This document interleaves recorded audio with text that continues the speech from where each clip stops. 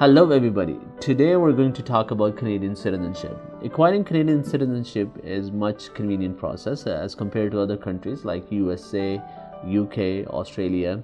It may take you up to 10 years if not more. Your physical presence is also 5 years without being absent in some countries. So let's talk about Canada.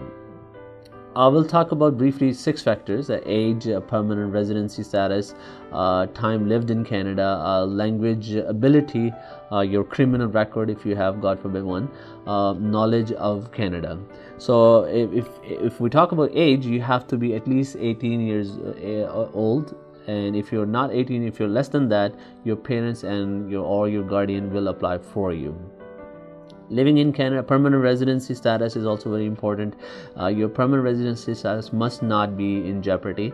This means you must not be the subject of an immigration investigation, an immigration inquiry, or a removal order. Time lived in Canada is also very important. This factor alone draws many calls to call centers, and we also receive many calls on that. Time lived in Canada means that you have to be in Canada. Physical presence of 3 years in 4 years is a must. To be more precise, the 1095 days in 1460 days, your physical presence in Canada is absolutely required. However, you can apply for citizenship if you have completed your basic residency. I'm going to briefly talk about basic residency, and it's a bit confusing. I'll put this on the screen as well. Basic residency basically means is you have 1095 days of minimum requirement is 1095 days in order to be eligible to apply for citizenship.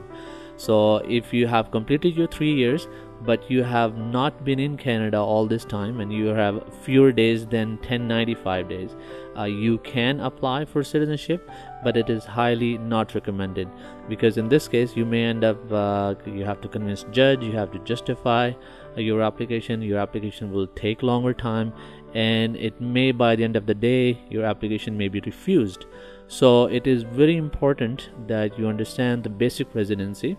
So it is highly recommended that you complete your not only basic residency of 1095 days, also you need to make sure that you have completed your physical presence of 1095 days, which is 3 years within 4 years span of time, and then you apply for your citizenship.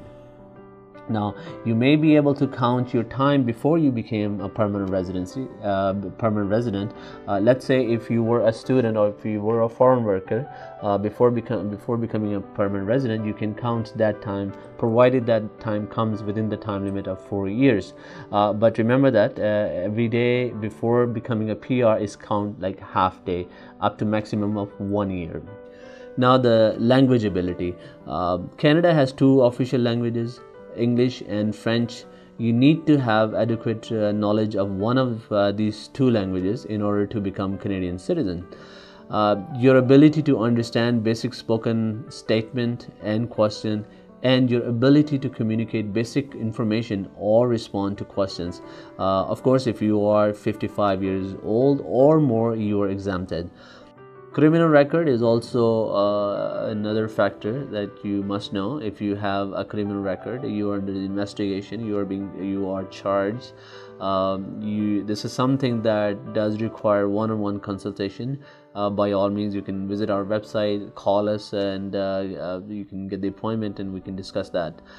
I hope you found this video helpful, and hope to see you again. Thank you very much.